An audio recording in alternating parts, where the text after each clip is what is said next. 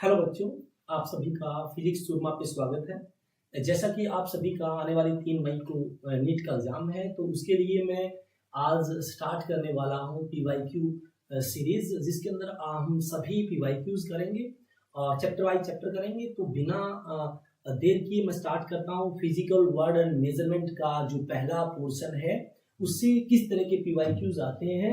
तो पहला क्वेश्चन क्या कहता है, the dimension of half epsilon naught E square. The dimension of half epsilon naught E square, तो मुझे पता है कि ई इलेक्ट्रिक फील्ड स्ट्रेंथ और एप्सिलॉन नॉट परमिटिविटी है। और परमिटिविटी क्या है, मीडियम डिपेंडेंट कांस्टेंट होता है जो एयर और वैक्यूम के लिए 8.85 × 10⁻12 होता है। तो आप सबको ये भी पता होगा कि जो half epsilon naught E square है, half epsilon naught E square है, ये एनर्जी डेंसिटी होती है इलेक्ट्रोमैग्नेटिक वेव की ड्यू टू इलेक्ट्रिक फील्ड। तो ये एनर्जी डेंसिटी है, तो इसको लिखूंगा मैं एनर्जी पर यूनिट वॉल्यूम। और एनर्जी होता है m1L2 T-2 और नीचे वॉल्यूम होता है L3। तो ये आया m1L-1 T-2। तो m1L-1 T-2 यानी कि second is the right answer. Second is the right answer. अब हम बात करते हैं अगला क्वेश्चन। अगला क्वेश्चन अब क्या कह रहा है, देखिए 6 वेक्टर है A B C D E F have magnitude and direction indicated in figure. Figure यहां नहीं दे रखा है, तो मैं बना देता हूं कि भैया फिगर ये दे रखा है, ये A है, ये C है, ये B है, ये D है, ये E है और ये F है। ये F है। ये आपके पास सारे के सारे वेक्टर्स दे रखे हैं। बताइए कौन सा सही है। आपको पता है जो दो वेक्टर को जोड़ने के बाद जो रिजल्टेंट आता है वो वेक्टर दोनों वेक्टर के बीच में होता है, दोनों वेक्टर के बीच में होता है। तो पहला कह रहा है B + C = F। तो B बच्चों ऐसा है और C बच्चों ऐसे है, तो रिजल्टेंट तो बीच में आना चाहिए। तो बीच का मतलब नीचे, बट F तो भैया यहां दे रखा है, तो यानी कि ये तो गलत हो गया। दूसरा क्या कह रहा है, D + C। D बच्चों ऊपर है, D यहां और C ऐसे, तो रिजल्टेंट तो बीच में जाएगा तो F वहां आना चाहिए, जबकि F दे रखा है इस साइड में, यानी कि ये भी गलत है। ये देखिए D + E = F। तो ये बच्चों D है, ये आपका E है, तो E इस साइड होगा, तो रिजल्टेंट तो इस साइड ही आना चाहिए। तो रिजल्टेंट इस साइड तो दे रखा है F, यानी कि D + E = F आपका क्या है, राइट आंसर। अब अगला क्वेश्चन क्या कहता है, अगला क्वेश्चन आप देखिए। अगले क्वेश्चन में क्या है, द डायमेंशन ऑफ 1/√μ0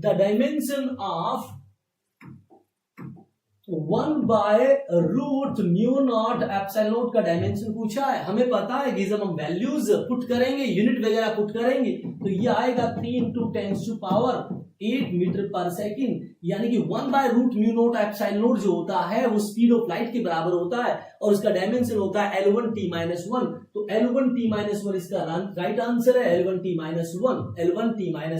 अब अगला क्वेश्चन क्या कहता है, देखिए अगला क्वेश्चन क्या कहता है, density in Celsius is 4 g/cm³ in a system where unit of length is 10 cm and the unit of mass is 100 g। Density का वैल्यू बताइए। तो आप सभी ने पढ़ा होगा कि जब भी फिजिकल वर्ड एंड मेजरमेंट का सवाल हो और आपसे एग्जामिनर ये बोलते फाइंड द वैल्यू, तो आपके दिमाग में एक ही चीज हिट करनी चाहिए, और वो चीज क्या है, N1U1 = N2U2 sorry, N1U1 = N2U2। N1 क्या है, और 4 है, और यूनिट क्या है, g/cm³। N2 आपसे पूछा है, यूनिट क्या है इसमें, यहां मास है तो यहां भी मास आएगा। मास कितना है बच्चों 100 ग्राम, डिवाइड में नीचे वॉल्यूम आएगा, लेंथ का क्यूब, लेंथ की यूनिट कितनी दे रखी है 10 सेंटीमीटर का क्यूब करोगे तो 1000 और सेंटीमीटर का क्यूब। g/cm³ से g/cm³ कैंसिल हो जाएगा, 00 से 00। तो बच्चों N2 की वैल्यू कितनी आई, और 40। तो N2 की वैल्यू बच्चों कितनी आई, 40। यानी कि नीट के एग्जाम में एक पॉजिटिव माइंडसेट होना बहुत जरूरी है।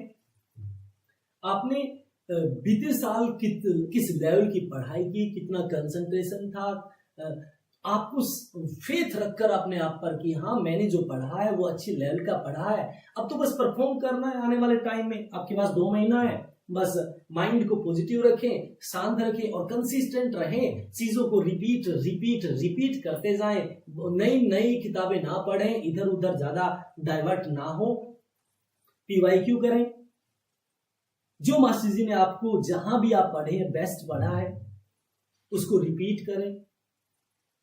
रिपीट रिपीट रिपीट, यही एक मंत्र है सक्सेस का। तो आप बस ये काम करते जाएं, जो आपको पढ़ाया उसको करते जाएं और एग्जाम के अंदर आराम से काम होकर बैठिए और जो आपने पढ़ा है गारंटी एग्जाम में वही आएगा, वही आएगा। और ये एक बार जो मैं पीवाईक्यू करा रहा हूं, ये एक बार आप इनको अपने हाथ से जरूर सोल्व करके देखेंगे। कई बार ऐसा लगता है बड़ा आसान है, एग्जाम में हम छोटी सी मिस्टेक कर देते हैं। क्यों? क्योंकि अपने अपने हाथ से तो सोल्व किया ही नहीं। अपने खुद के हाथ से सोल्व करना बहुत जरूरी है। तो ये जो पीवाईक्यूज है ये सब आपको एक बार जरूर अपने हाथ से सोल्व करना है। अब अगला क्वेश्चन क्या कहता है? अगला क्वेश्चन क्या कहता है? अगला question mu naught epsilon not यही है, ये काइनेमेटिक्स का है। अब क्वेश्चन देखिए क्या है। If percentage error in A, B, C, D are 1%, 2%, 3%, 4% respectively, find the percentage error in P। आपको पता है एरर के अंदर क्या होता है, एरर के अंदर क्या होता है, जब भी परसेंटेज एरर का सवाल हो, जब भी परसेंटेज एरर का सवाल हो तो पावर को आगे लिए और उसका परसेंटेज एरर लिख दीजिए, फिर प्लस पावर उसकी आगे लीजिए, जैसे b की पावर 2 है उसका परसेंटेज एरर यानी b का, फिर c और एरर आपको जोड़ना है। यदि मैक्सिमम परमिसिबल एरर बताना है तो आपको प्लस ही करना है। c की पावर 1 है तो 1 इंटू में c का परसेंटेज एरर 3 है और प्लस में d की पावर भी कितनी है 1 और इसकी परसेंटेज एरर कितना है बच्चों 4 है। तो इसको सोल्व कर लेते हैं। तो a का परसेंटेज एरर कितना है 1, तो 3 गुना 1 3 और b का परसेंटेज एरर 2, 2 गुना 2 4, 3 प्लस में 4, 4 3 7 3 10 और 4 14 परसेंटेज आपका परसेंटेज एरर आया p में, क्योंकि p डिपेंड कर रहा है ABCD और ABCD में क्या है बच्चों एरर है। तो चलते हैं अगले क्वेश्चन पे। अगला क्वेश्चन देखिए क्या कहता है। अगला क्वेश्चन क्या कहता है, FVT are the fundamental unit, dimension of mass बताइए, डायमेंशन ऑफ मास बताइए। तो हमें क्या है, हमें FVT का ऐसा पेयर बनाना है, ऐसा ग्रुप बनाना है जिसमें सिर्फ मास बचे, जिसमें सिर्फ मास बचे। और मुझे पता है मास सिर्फ फोर्स में आता है, मास सिर्फ फोर्स में आता है, यानी कि जो फोर्स है उसको तो रखना पड़ेगा ऊपर, उसको तो भैया रखना पड़ेगा। और यानी कि फोर्स ऊपर आएगा और फोर्स क्या होता है M1L1T-2, M1L1T-2। अब मुझे क्या करना है बच्चों, L हटाना है। L हटाने के लिए V लगानी पड़ेगी। V कितनी होती है L1T-1, तो ये L तो हट गया। अब ये क्या बचा M1T-1 बचा, T-1 बचा बच्चों T-1 आपके पास बच गया है। इसका मतलब मुझे T से मल्टीप्लाई भी करना पड़ेगा तभी मास बचेगा। तो यानी कि T से यहाँ पे क्या करूंगा बच्चों, मैं मल्टीप्लाई कर दूं। जैसे मैं T से मल्टीप्लाई करूंगा तो कैंसिल होगा, तो सिर्फ बच गया मास, यानी कि FT/V आना चाहिए। तो F1V-1T, F1V-1T आपका राइट आंसर है। इस तरह के क्वेश्चन को आप आराम से कर सकते हैं, जैसा मैंने अप्रोच लगाया कि मतलब इस तरह के क्वेश्चन ऑप्शन देकर सोल्व होते हैं। बस ये नहीं कि मजदूर बन गए, लिखना स्टार्ट कर दिया और फिर बहुत आप गलत दिशा में जा रहे हैं। जब भी ऐसा सवाल आपके सामने दिखे आपको क्या करना है, उसको सोल्व करना है किसकी हेल्प से, ऑप्शन देखकर। जैसे ऐसा ही एक और सवाल है, अगला सवाल है, उसके ऊपर हम काम करते हैं। एनर्जी E है, वेलोसिटी V है और टाइम T है, are the fundamental quantities. Dimension of surface tension बताइए, डायमेंशन ऑफ सरफेस टेंशन बताइए। तो बच्चों यहां क्या होने वाला है कि सरफेस टेंशन का डायमेंशन फॉर्मूला बताना है मुझे, यानी कि मुझे क्या रखना है बच्चों, सरफेस टेंशन क्या होता है, फोर्स पर यूनिट लेंथ। तो फोर्स होता है M1L1T-2 और नीचे L से L कट गया, यानी मुझे लेंथ को हटाना है बच्चों, लेंथ को हटाना है। और एनर्जी में क्या होता है M1L2T-2 होता है L स्क्वायर और वेलोसिटी में होता है L1T-1। तो ये तो पक्की बात है। यदि मुझे ओवरऑल लेंथ को गायब करना है, क्योंकि सरफेस टेंशन में लेंथ नहीं होती, फोर्स पर यूनिट लेंथ है, लेंथ तो नहीं होती। इसका मतलब मुझे एनर्जी, वेलोसिटी और टाइम को इस तरह से अरेंज करना है, इस तरह से अरेंज करना है जिसमें लेंथ गायब हो जाए। तो एनर्जी में तो भैया m1l2 होता है और वेलोसिटी में l होता है, तो नीचे v स्क्वायर आएगा और e ऊपर आएगा, e ऊपर आएगा, तो e ऊपर नीचे v स्क्वायर, e ऊपर नीचे v स्क्वायर एक ही ऑप्शन में है, एक ही ऑप्शन में, बाकी तो ऑप्शन में है ही नहीं, बाकी तो ऑप्शन में है ही नहीं। इसको और देख लेते हैं। अब e क्या, m1l2t-2 और नीचे v स्क्वायर आएगा, तो बच्चों l स्क्वायर t-2 और ऊपर इसने क्या लिखा है, ऊपर लिखा है t-1, तो ये तो गायब हो गया बच्चों, और मुझे चाहिए m1t-2, ये आया m1t-1, यानी कि ऑप्शन में मिस्टेक है, यहां लिखना पड़ेगा -2, यानी कि इसका राइट आंसर है बच्चों e1v-2t-2, e1v-2t-2, जो चारों ऑप्शन में नहीं था, इसका मतलब इसका राइट आंसर है e1v-2t-2, और आप अपने हाथ से इसको सोल्व करके देखेंगे। जब तक आप अपना पेन नहीं चलाएंगे कुछ नहीं बनने वाला, पेज पलटने से कुछ नहीं होता। 25 लाख जनता है, सारे पेज पलटते हैं, कुछ नहीं होता। 1-2% बच्चा मेहनत करता है, स्ट्रगल करता है, कंसिस्टेंट रहता है, बार बार लिखता है और फिर अपने मंजिल को पा लेता है, लास्ट में उसके आगे लग जाता है डॉक्टर एक इमोशन है। यदि आपको बनना है तो भैया पढ़ना पड़ेगा, मेहनत करनी पड़ेगी, कंसिस्टेंसी आपको दिखानी पड़ेगी। चलते हैं अगले सवाल पे। अब अगला सवाल क्या कहता है, देखिए,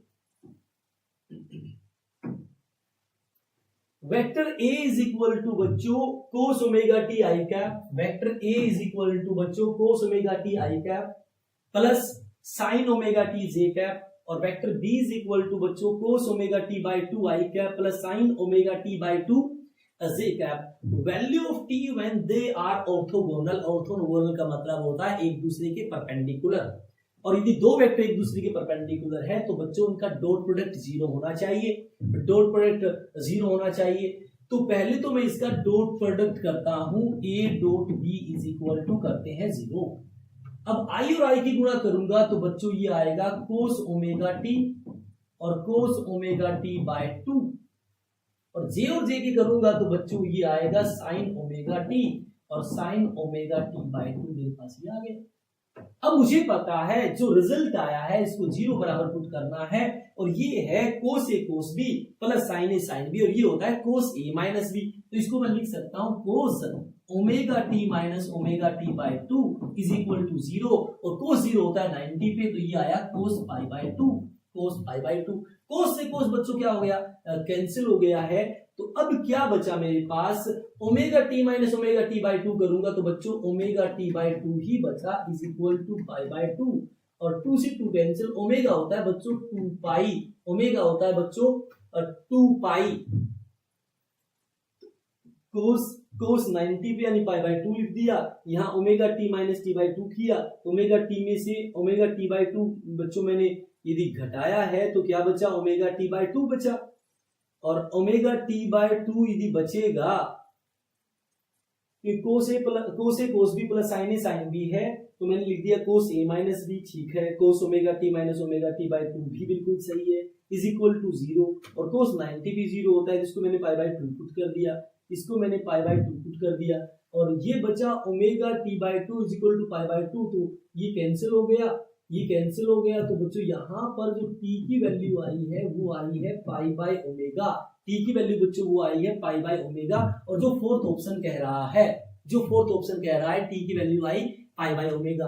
तो बच्चों अब याद रखना है ऑर्थोगोनल का मतलब होता है परपेंडिकुलर, और यदि दो वेक्टर बच्चों परपेंडिकुलर है तो उनका डॉट प्रोडक्ट क्या होना चाहिए, 0 होना चाहिए, उनका डॉट प्रोडक्ट क्या होना चाहिए, 0 होना चाहिए। आई होप आपको ये चीज समझा गई होगी। और एक इसमें आइडेंटिटी यूज हुई है, कोस ए कोस बी प्लस साइन ए साइन बी होता है बच्चों कोस ए माइनस बी, कोस ए माइनस बी। अब चलते हैं अगले क्वेश्चन पे। अगला क्वेश्चन क्या कह रहा है, देखिए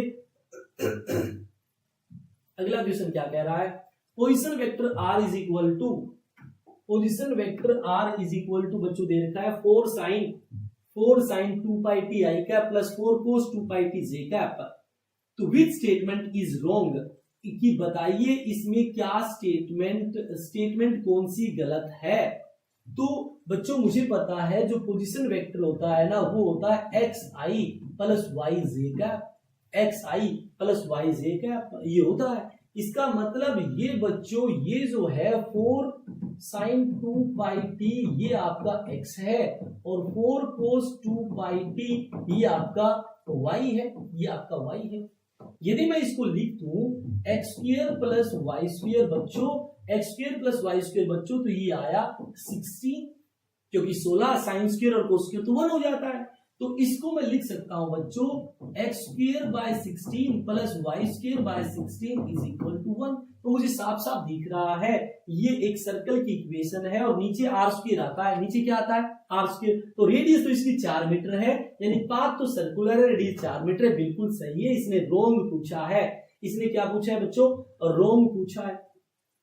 अब सर्कुलर पाथ है तो सेंट्रीपिटल तो लगेगा बच्चों, और सेंट्रीपिटल लगेगा तो सेंट्रीपिटल जो आपका एक्सेलरेशन है वो v स्क्वायर बाय r होगा, सेंट्रीपिटल जो एक्सेलरेशन है वो v स्क्वायर बाय r होगा। अब ये पोजीशन वेक्टर दे रखा है तो इससे आप वेलोसिटी निकाल सकते हो, वेलोसिटी इज इक्वल टू होता है dr by dt, velocity is equal to बच्चों होता है dr बाय dt। अब इसका dr बाय dt करोगे तो ये आएगा बच्चों 8 पाई और cos 2 pi t i cap और minus 8 pi sin 2 pi t j cap dr by dt कर दिया मैंने यहाँ पे, कर दिया मैंने यहाँ पे। ये बच्चों अपने पास क्या आई है, velocity v is equal to 8 pi cos 2 pi t i cap minus 8 pi sin 2 pi t j cap, sin 2 pi t j cap. अब यहां पर ये v की वैल्यू आई है, v की वैल्यू आई है, तो एक बार यदि मैं यहां से v का मैग्नीट्यूड निकालना चाहूं तो अंडर द रूट इसका स्क्वायर प्लस इसका स्क्वायर, यदि मैं करूंगा तो बच्चों 8 पाई का स्क्वायर तो बाहर ही आ जाएगा, अंदर बचेगा cos square plus sine square 1 हो जाएगा, 1 हो जाएगा। इसका मतलब जो स्पीड है वो तो 8 पाई आई और ये स्पीड क्या बोल रहा है 8 मीटर पर सेकेंड, तो भैया ये तो गलत हो गया ना। तो fourth is the wrong statement, fourth is the wrong statement. और सर्कुलर पाथ में जो एक्सेलरेशन होता है वो along the radius toward the centre होता है, तो माइनस आर के अलोंग होता है, पोजीशन वेक्टर के अपोजिट होता है। ये सब बातें सही है, ये लास्ट वाला गलत है। स्पीड 8 नहीं 8 पाई आनी चाहिए, स्पीड 8 नहीं 8 पाई आनी चाहिए। एक बार इसको आप खुद करें, आपको चीजें समझ आ जाएगी। अगला सवाल पे हम बढ़ते हैं। अगला सवाल क्या कहता है, अगला सवाल क्या कहता है भैया देखिए, क्रिटिकल वेलोसिटी बच्चों, क्रिटिकल वेलोसिटी दे रखा है ईटा एक्स और रो वाई और आर जेड। क्रिटिकल वेलोसिटी बराबर दे रखा है ईटा की पावर एक्स और रो वाई और r z. Value of x y z पूछा है, value of x y z पूछा है कि एक्स वाई जेड की वैल्यू क्या आएगी। तो आपको पता है जो क्रिटिकल वेलोसिटी होता है ना वो होता है आर ईटा डिवाइड में sigma D, R eta divide में सिग्मा डी आपने पढ़ा होगा, फ्लूइड के अंदर ये आता है। क्रिटिकल वेलोसिटी है उस टाइप्स ऑफ फ्लो बताती है, यदि फ्लो की वेलोसिटी क्रिटिकल से कम है तो लेमिनार फ्लो है, और यदि फ्लो की वेलोसिटी क्रिटिकल से ज्यादा है तो वो सॉरी ज्यादा है तो टर्बुलेंट फ्लो है। तो आर ईटा डिवाइड में सिग्मा डी, ईटा यहाँ coefficient of viscosity, sigma density, D यहाँ डायमीटर है। तो मुझे पता है आर रिनोल्ड नंबर है, तो ईटा की पावर ए यानी कि x जो दे रखा है, सिग्मा की जो पावर है वो y दे रखा है, d यानी कि डायमीटर यानी कि रेडियस की पावर बच्चों यहां दे रखी है z। तो जब मैं कंपेयर करूंगा तो ईटा तो 1 है, सिग्मा और d -1 है, तो ये आना चाहिए 1 -1 -1 this is the right answer, this is the right answer. यानी ये क्रिटिकल जो वेलोसिटी होता है वो होता है बच्चों R eta by sigma D, जो टाइप्स ऑफ फ्लो बताता है। ये आपने ड्राइव भी किया होगा, ये आपने ड्राइव भी किया होगा, या फिर आप डायमेंशनली चेक करना चाहें, या फिर आप इसको डायमेंशनली चेक करना चाहें डायमेंशन कैसे चेक करेंगे, तो फिर आपको, बट यहां मैं नहीं चाहता कि आप डायमेंशन से इसको यूज करें, इसकी ए बी सी इसको फिर आप सोल्व करें और जिसमें लंबा चौड़ा समय लगे, क्योंकि 1 मिनट का गेम होता है, आपको 30-40 सेकंड में चीजें निपटानी होती है। तो VC = R ईटा डिवाइड में सिग्मा D लगाइए, तो आपका आंसर मिल जाएगा आपको। अगला सवाल देखिए क्या कहता है, a + b का मोड = है a - b का मोड। a + b होता है बच्चों, a + b होता है a² + b² + 2ab cos theta का रूट, और a - b होता है बच्चों a² + b² -2ab cos theta, -2ab cos theta. अब ये बच्चों बराबर दे रखा है, तो दोनों का स्क्वायर करूंगा तो ये आएगा 4ab cos theta = 0। 4ab + ab cos theta = 0। अब a और b तो 0 है नहीं, इसका मतलब cos थीटा 0 है, और cos थीटा आपका 0 होता है 90 पे, तो 90 डिग्री आपका आंसर, 90 डिग्री आपका आंसर। a + b बराबर होता है बच्चों, a + b बराबर होता है √a² + b² + 2ab cos theta, और a² + a - b होता है a² + b² - 2ab cos theta, -2ab cos theta. दोनों का मोड बराबर किया, दोनों का मोड बराबर किया तो a² b² गायब हो गए, ये बचा 4ab cos थीटा। थीटा आपका 90 है, तो टर्म क्या आ जाएगी आपकी 0 आ जाएगी। अगले क्वेश्चन पे बात करते हैं। अगला क्वेश्चन देखिए क्या कहता है, using HCG which combination has dimension of length, इसके ऑप्शंस मिसिंग है। तो मैं ऐसा सवाल आप पहले भी कर चुके हो कि h आपका प्लैंक्स कांस्टेंट है, h आपका प्लैंक्स कांस्टेंट है, और मुझे पता है E बराबर क्या होता है, E बराबर क्या होता है h न्यू, तो E m1 L2 T-2 और न्यू 1/t, तो T यहां पर मल्टीप्लाई होगा, तो ये प्लैंक्स कांस्टेंट का आया m1 L2 T-1। इसी तरह हम g का निकाल लेंगे, F = होता है बच्चों g m1 m2/r², तो फोर्स का m1 L1 T-2 into L² divide में m² g का आया बच्चों m-1 L3 T-2, ये g का आ गया। इसी तरह बच्चों c का होता है L1 T-1। अब इनको कुछ इस तरह से अरेंज करना है कि सिर्फ लेंथ बच जाए, अब इसको कुछ इस तरह से अरेंज करना है कि सिर्फ लेंथ बच जाए। अब फिर ऑप्शन पे चलेंगे, ऐसा ऑप्शन ढूंढ लेंगे जिसमें सिर्फ लेंथ हो, जिसमें सिर्फ क्या हो, लेंथ हो, वो आपका राइट आंसर हो जाएगा।